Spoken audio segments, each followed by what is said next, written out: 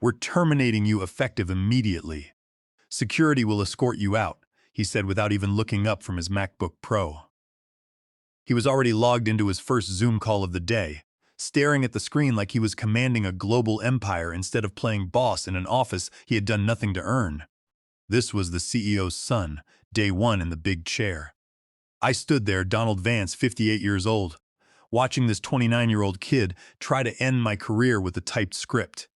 I had literally taught him how to read financial statements when he was a summer intern, and here he was, trying to execute me with a trembling HR representative standing behind him like she was watching someone defuse a bomb with a butter knife.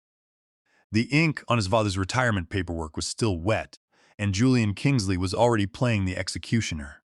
He had his designer haircut perfectly styled, his Stanford MBA diploma freshly framed on the wall, and his disruptor confidence inflated like a balloon at a kid's party. He did not ask questions. He did not look me in the eye. He just read the line off his tablet, word for word, like a script he had practiced in the mirror. I did not flinch or argue. I stood up, adjusted my jacket, and handed over my keycard with the kind of calm you learn after 28 years in logistics and 6 years in the Navy before that. He thought he was firing me. He thought this was his big power move to modernize Vanguard logistics and clear out the old guard. All I said was, I want to do this right. Tell your father the board meeting in 3 hours should be interesting. Then I walked out, past the silent HR rep, past the security guard who looked more confused than concerned, and past the framed photo of the founding team in the lobby that included me standing right next to Arthur Kingsley, Sr. when we opened our Chicago headquarters back in 1996. Julian probably thought he had won. He probably celebrated, maybe posted something on LinkedIn about making tough decisions for digital transformation and streamlining operations for the future. He probably had the hashtags ready. But he had no idea that in exactly 3 hours, his first day as CEO would turn into his worst nightmare. In that short window of time, I was not packing my personal belongings or calling recruiters. I was activating a protocol that had been buried in our shareholder agreement like a sleeping giant. It was Section 12B, titled Emergency Succession Protocol, written by me, reviewed by our outside counsel, and signed by every investor who ever put $1 into this firm. The rule was simple but absolute. If an executive is terminated without a formal board vote, and that termination is initiated by an officer who holds zero equity stake in the company, all interim leadership authority is suspended immediately. The board is legally required to convene within 4 hours, and voting power reverts directly to the majority shareholder. And while Julian was probably planning his victory speech, I was already sending the notarized trigger packages to every board member and investor. He thought I would go quietly because I was just a quiet logistics guy.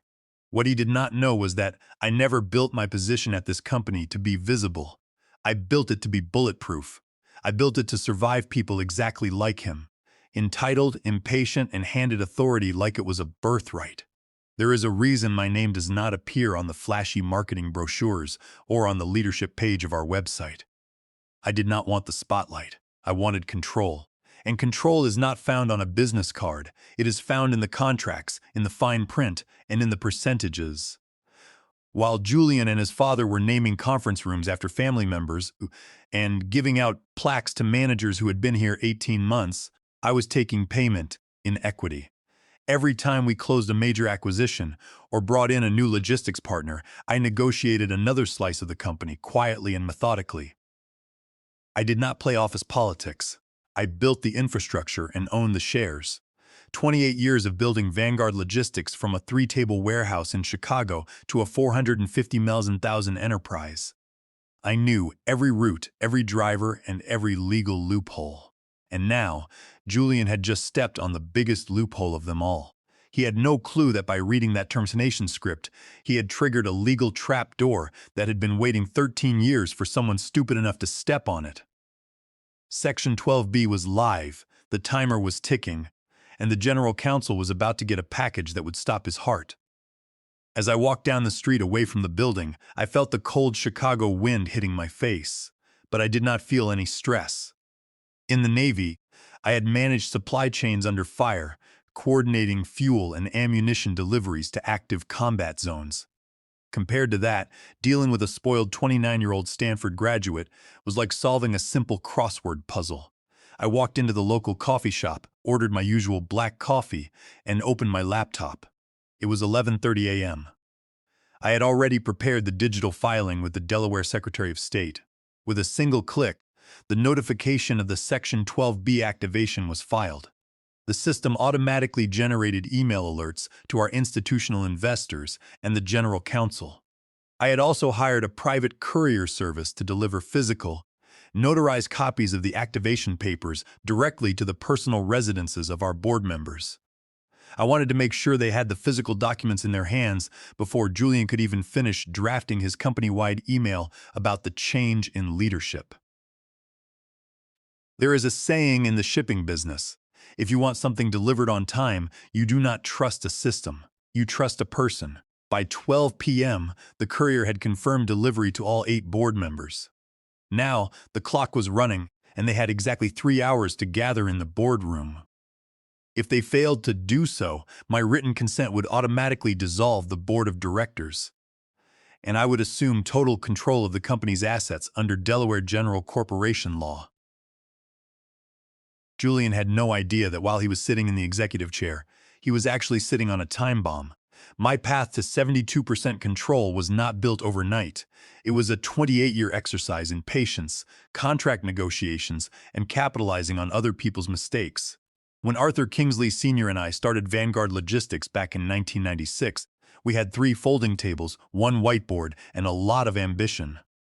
Arthur Sr. was the visionary. He was the guy who could sell a shipping contract to a company that did not even have products yet. But he was also the kind of guy who could not remember if we had paid our carrier invoices or if we had accidentally sent $50,000 to the wrong supplier. He was a sales machine, but a disaster at operations. I was the operational anchor. I set up the tracking systems, negotiated the carrier rates, managed the drivers, and structured the customer contracts. After our first profitable year, Arthur Sr. offered me a fancy vice president title and a corner office with a view of the Chicago skyline. I looked at the paperwork, shook my head, and said, "Arthur, you keep the title. Give me equity instead." He laughed and said, "You would rather own the foundation than sit in the penthouse?" I looked him in the eye and said, "Absolutely." That first negotiation got me 18% of the company. It was year 7 when the next opportunity arose. The company was growing, and we needed to expand our fleet. The chief financial officer at the time wanted a massive salary increase and a luxury company car. I proposed a different structure. Instead of cash bonuses, we would take stock options based on performance metrics. The CFO refused, but Arthur Sr. agreed with me. When the CFO eventually resigned after a screaming match over budget allocations, he wanted to cash out his shares immediately to pay his divorce lawyers. Divorce lawyers do not work for free, and he needed cash fast. I bought his entire 15% stake at a 40% discount, using my personal savings and a bank loan. That brought my shareholding to 33%. The turning point came in year 15. Arthur Sr.'s younger brother, who had been given a token position in the business, tried to sue the company for patent infringement, claiming he had designed our proprietary routing software. It was a baseless lawsuit, but it threatened to ruin our reputation, just as we were bidding on a major contract with a national retail chain. The brother wanted a quick, quiet settlement. I stepped in and negotiated a deal. We would pay off his debts in exchange for his remaining 22% stake, a bulletproof non-disclosure agreement, and his promise to never contact our clients again. Arthur Sr. was too emotional to handle his brother, so he let me run the negotiation. I signed the paperwork, paid the settlement, and absorbed the shares. That was how I reached 72% majority ownership, filed properly and quietly with the Delaware Secretary of State, and nestled deep inside that majority ownership was Section 12B. I wrote that clause myself after a major incident 13 years ago. Arthur Sr.'s nephew had been hired as a regional manager, and during a temper tantrum over budget cuts, he tried to fire half of our warehouse staff in Chicago. It would have paralyzed our operations and cost us millions in breach of contract penalties. I stopped him, but I realized then that family-run businesses are always one generation away from disaster. I drafted Section 12B to ensure that if any non-equity family member or executive ever tried to make a unilateral executive decision like firing a founding member without a formal board vote, their authority would be suspended instantly. Arthur Sr. signed it without reading the fine print, thinking it was just standard legal boilerplate. He never imagined that his own son would be the one to trigger it. Over those decades, while Arthur Sr. was busy attending industry galas, giving speeches about leadership, and getting his photo taken for local business journals, I was in the trenches. I was the one who worked 80 hours a week to ensure our supply lines never broke during the 2008 financial crisis. I was the one who personally drove to Detroit when our biggest automotive client threatened to cancel their contract, spending 4 days in their warehouse to fix a shipping bottleneck. Every time I saved a contract or optimized a route, I did not ask for a raise. I asked for another fraction of a percentage point of equity. I knew that salaries could be cut, bonuses could be withheld, and titles could be stripped away by a simple executive order. But equity is private property. It is protected by state and federal laws. By the time Vanguard Logistics grew to a $450,000, zero company with 1,200 employees, my 72% stake was the most powerful asset in the entire organization. But I kept it quiet.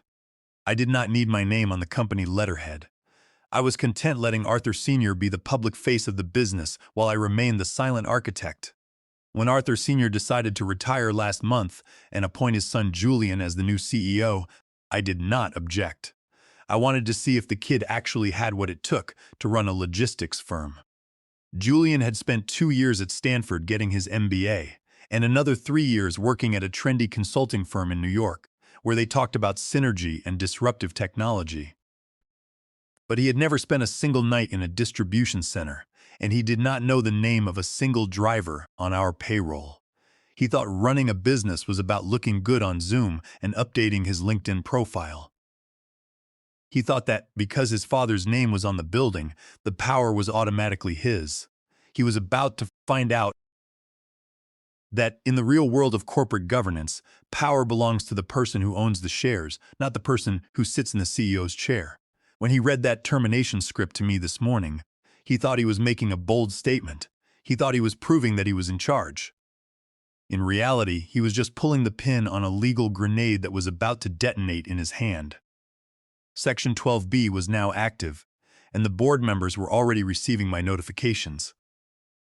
The countdown had begun, and there was absolutely nothing Julian could do to stop it. By 1:30 p.m., the legal machinery I had set in motion was grinding forward. While Julian was sitting in his new office, probably writing a memo about corporate restructuring, a private courier was delivering sealed priority envelopes to every board member and major investor. The cover page of each package read in bold letters, "Urgent notification of Section 12B activation and written shareholder consent under Delaware General Corporation Law, Section 228. Inside was a complete legal package, my certified equity ledger, notarized copies of the shareholder agreement, and a copy of the invalid termination memo that Julian's HR rep had handed me. I also included a signed statement of written consent. Under Delaware General Corporation Law, Section 228, a majority shareholder holding more than 50% of the voting power can take immediate corporate action without a formal meeting or prior notice, simply by signing a written consent. I owned 72%, which meant my written consent had the same legal authority as a unanimous vote of the shareholders. I was using DGCL Section 141 and Section 142 to suspend Julian's executive powers and reinstate myself as operational director, pending a formal board review. The first person to realize the gravity of the situation was our general counsel, Stuart Henderson. Stuart was a seasoned corporate attorney who had represented Vanguard Logistics for 20 years. He knew that I did not make empty threats. When he opened the package and read the Section 12B protocol, his face went completely pale. He immediately called Arthur Sr.'s cell phone. Arthur Sr. was on the 14th hole at the golf club, celebrating his retirement. When he finally answered the call, Stuart did not waste time with small talk. "Arthur, you need to get to headquarters right now," Stuart said, his voice tight. "Your son has done something incredibly stupid." "What did he do?" Arthur Sr. asked. He fired Donald Vance, Stewart replied. There was a long pause on the line. Well, Julian is the CEO now, Arthur Sr. said, trying to defend his son. He has the right to manage his team. Stewart let out a sharp, dry laugh. He does not have the right to fire the person who owns 72% of the company, Arthur.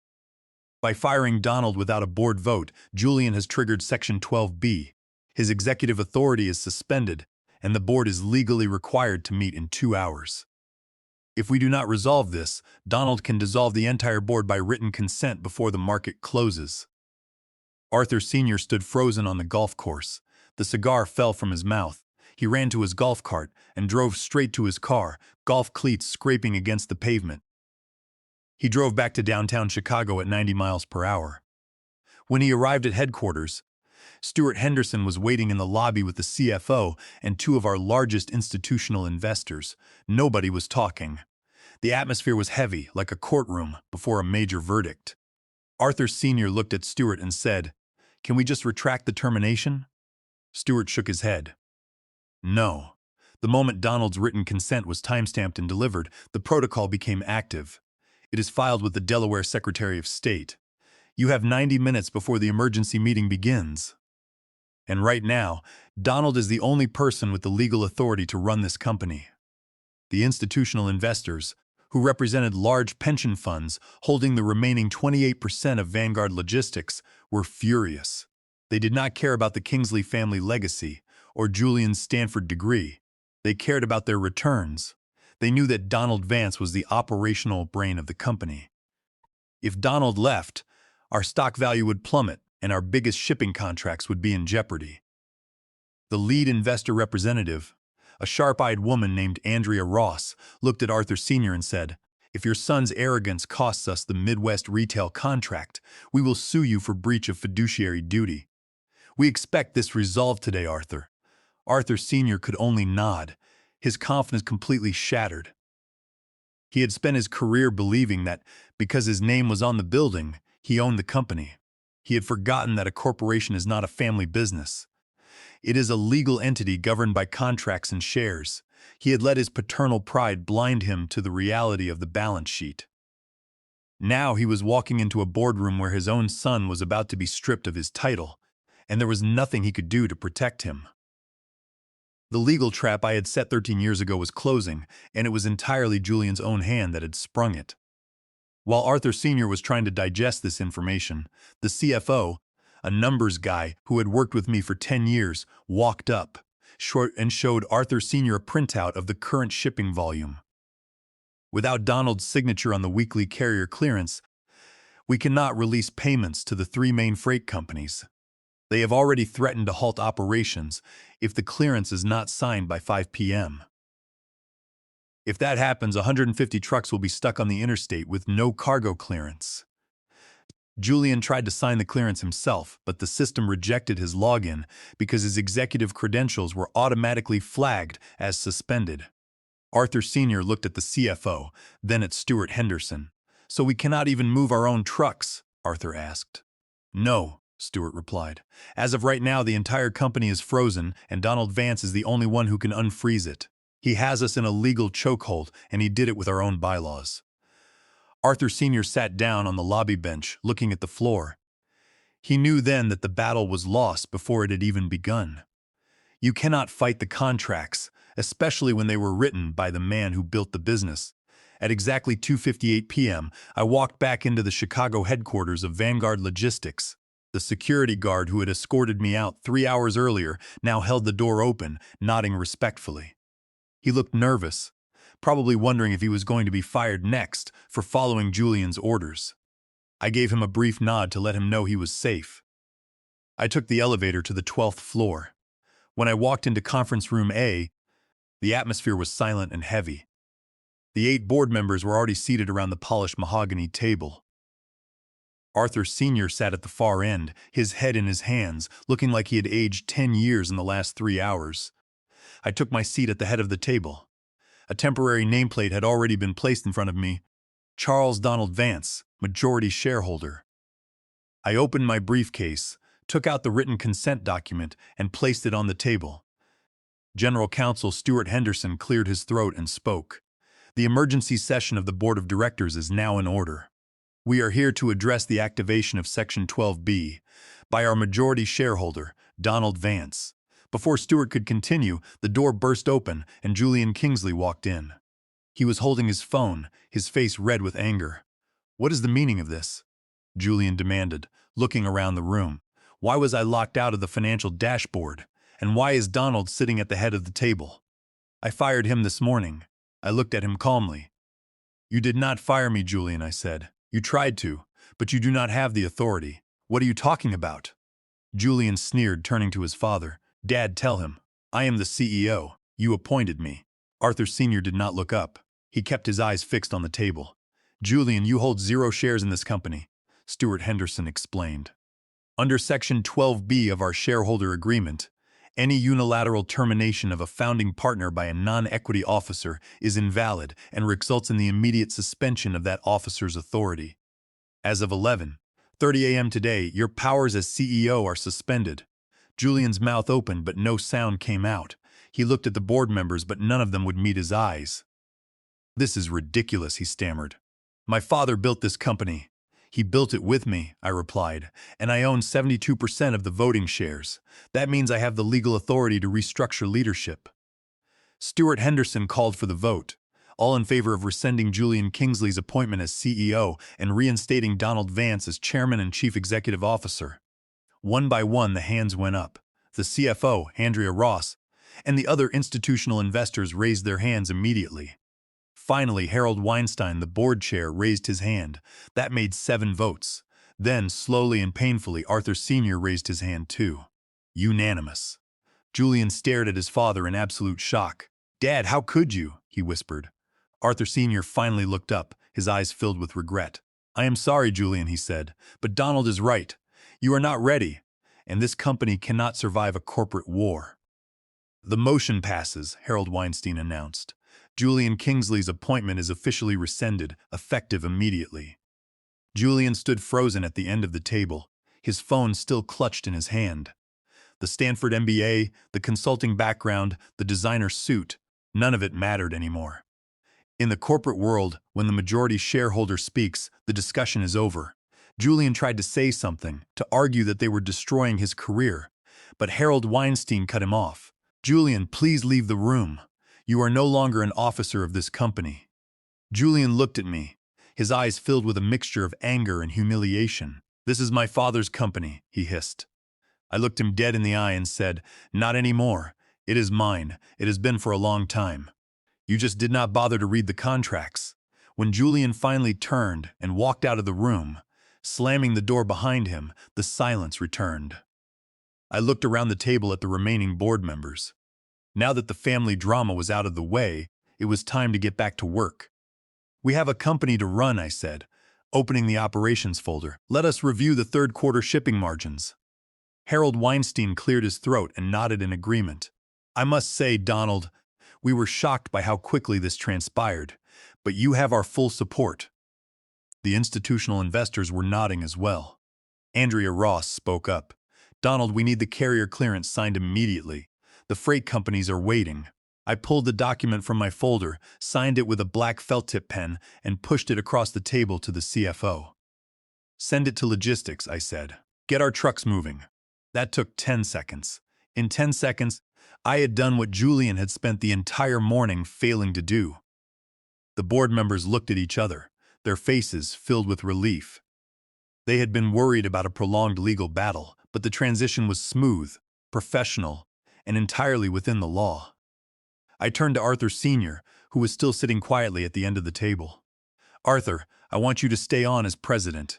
You are the best sales mind in this business, and I need you focused on landing new contracts instead of managing internal operations." He looked at me, surprised, and then a slow nod of appreciation came over his face. "Thank you, Donald," he said. "I think that is for the best." I stood up and closed my briefcase. Meeting adjourned. "We have shipments to coordinate. By 4:30 p.m., the transition was complete. My original office, the one I had occupied for 15 years before they moved me to make room for Julian's innovation lab and foosball table, was being restored. The nameplate on the door was changed back. Donald Vance, Chairman and CEO. Julian was escorted out of the building by security. There was no 3-hour turnaround for him, no secret clauses to activate, and no family connection that could save him. Security walked him straight to his BMW, which he had parked in the founder's reserved spot that morning, and watched him drive away. It was a permanent exit. The irony of the situation was not lost on anyone in the building. Arthur Sr. remained with the company as president, but the reporting structure had changed. He reported directly to me now. In our private conversation after the board meeting, he actually thanked me. "I let my family pride cloud my business judgment," Arthur admitted, looking tired but relieved. Julian was not ready. He might never be. He did not respect the people who actually run this company, and he did not understand that Vanguard Logistics is built on sweat, not business school theories. The next morning, there was no dramatic announcement to the staff. There was no company-wide email about a regime change or exciting new directions. We did not hold a town hall meeting. We simply went back to work. The drivers kept their routes. The warehouse staff kept their jobs, and our clients kept getting their shipments on time. The only difference was that the decisions were now being made by someone with 28 years of logistics experience instead of someone with 28 days of theory. Sometimes, power is not loud or flashy. It does not require a luxury office or a personal brand. It is patient, strategic, and protected by airtight contracts. Julian thought that because his father's name was on the lobby wall, he owned the ground he was standing on. He had no idea that I was the one who had built that ground, brick by brick, share by share. In the end, when entitled leadership meets earned authority, the outcome is always the same. Justice is served quietly, legally, and permanently. I walked down to the Chicago warehouse floor later that afternoon. The smell of diesel, cardboard, and sweat always felt more comfortable to me than the clean, air-conditioned silence of the executive suites. The warehouse manager, a guy named Marcus who had been with us for 20 years, looked up from his clipboard when he saw me. He did not say anything about the board meeting or the firing. He just gave me a firm handshake and said, "Good to have you back, Donald." I told him we had a big shipment coming in from Detroit at 5 a.m. and wanted to make sure we had enough bay doors open. He nodded, smiled, and said, "We are on it, boss." That was the kind of leadership that mattered. Not speeches about synergy, but knowing the people who did the work and making sure they had what they needed to get it done.